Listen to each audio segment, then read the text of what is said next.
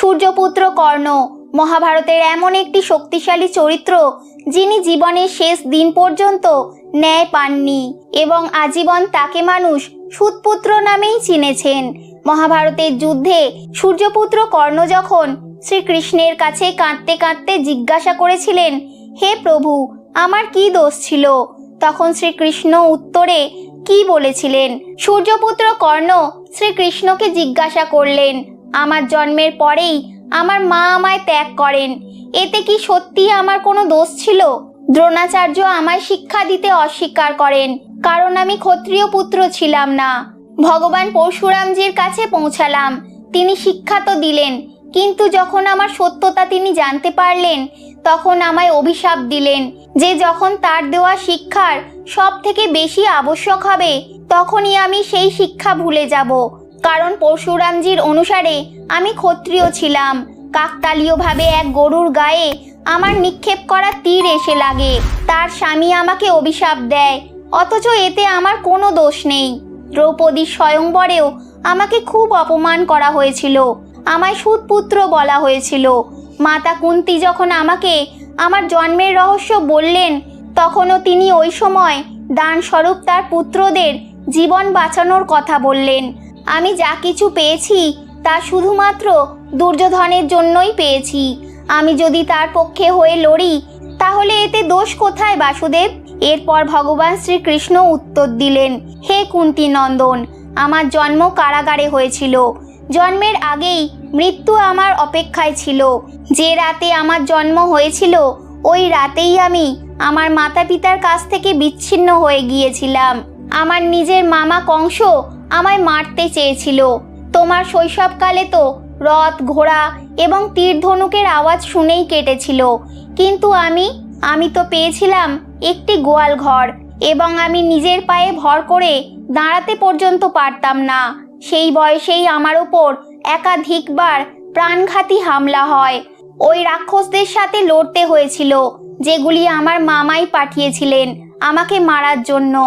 না কোনো শিক্ষা, না কোনো সেনা, কেবল মানুষদের কটু বচনই শুনতে হতো যে তাদের সমস্যার কারণ আমি। তোমার গুরু যখন তোমার বীরতার প্রশংসা করছিলেন, তখন ওই বয়সে আমি কোনো শিক্ষাই পাইনি। যখন আমার বয়স 16 বছর হয়, তখন আমি ঋষি সন্দীপনীর গুরুকুলে পৌঁছাই। তুমি তোমার পছন্দের কন্যার সাথে বিবাহ করতে পেরেছ, কিন্তু আমি যে কন্যাকে ভালোবেসেছিলাম তাকে আমি কোনো দিনও পেলাম না। যদি দুর্যোধন যুদ্ধে জিতেও যায়, তাহলে তোমাকে নিয়ে অনেক চর্চা হবে কর্ণ, চারিদিকে কেবল তোমারই জয় জয়কার হবে। কিন্তু যদি ধর্মরাজ যুধিষ্ঠির বিজয়ী হয়, তাহলে আমি কি পাবো? আমাকে কেবল যুদ্ধের থেকে নির্মাণ হওয়া কোলাহলের জন্যই দোষ দেওয়া হবে। আমায় যুদ্ধের জন্য অভিশাপও দেওয়া হতে পারে। মাতাদের কষ্টের কারণ হব আমি। নিজের আপনজনেদের থেকে একদিন বিচ্ছেদ হবে আমার। একটি কথা মনে রেখো কর্ণ, জীবন কিন্তু সবার জন্য মসৃণ হয় না। এই জীবন কিন্তু সবাইকে ন্যায় দেয় না।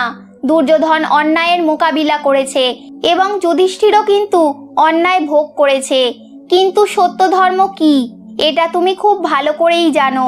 যতই অপমান করা হোক না কেন এবং আমাদের প্রাপ্য অধিকার আমরা নাই বা পেতে পারি, কিন্তু তাতে ভেঙে পড়ার কোনো কারণ নেই পুত্র। তবে ওই সময় তুমি ওই সংকটের মুখোমুখি কিভাবে হচ্ছ, এই ঘটনার মাহাত্ম্য অনেক, কিন্তু তুমি তাতে ব্যর্থ হয়েছ। এই কারণেই তোমাকে আজকে এই দিন দেখতে হচ্ছে। এই কারণে কান্না করো না কুন্তী নন্দন। জীবন কাউকে ন্যায় দেয় না। এর অর্থ এই নয় যে জীবন তোমাকে অধর্মের পথ অনুসরণ করার অনুমতি দিচ্ছে। আজ তোমার মৃত্যু নিশ্চিত, এবং তাও অর্জুনের হাতেই। এমন অবস্থায় আবারও কর্ণ শ্রীকৃষ্ণকে প্রশ্ন করলেন, আমি মৃত্যুর জন্য প্রস্তুত প্রভু, কিন্তু আমার সামর্থ্যের কি হলো? তখন শ্রীকৃষ্ণ বললেন, হে কুন্তী নন্দন, তোমায় ছলের সাহায্য নিয়ে মারা হচ্ছে। এর থেকে বেশি সামর্থ্যের কথা আর কি বা হতে পারে? তোমার রথের চাকা ওই ভূমিতে ফেসে গেছে। এর চাকা তোমায় বের করতেই হবে কর্ণ। এটি কালচক্রের নিয়ম, এবং ওই সময়ই ছলপূর্বক অর্জুনকে অঞ্জলি অস্ত্র দিয়ে তোমাকে বধ করতেই হবে। ধর্মের জন্য এটা করা আবশ্যক পুত্র। এই কারণেই তুমি আর কেঁদো না। তোমার সামর্থ্য সারা বিশ্ব জানে এবং পরবর্তী যুগেও শুধুমাত্র তোমারই জয় জয়কার হবে সূর্যপুত্র দানবীর কর্ণ নামে।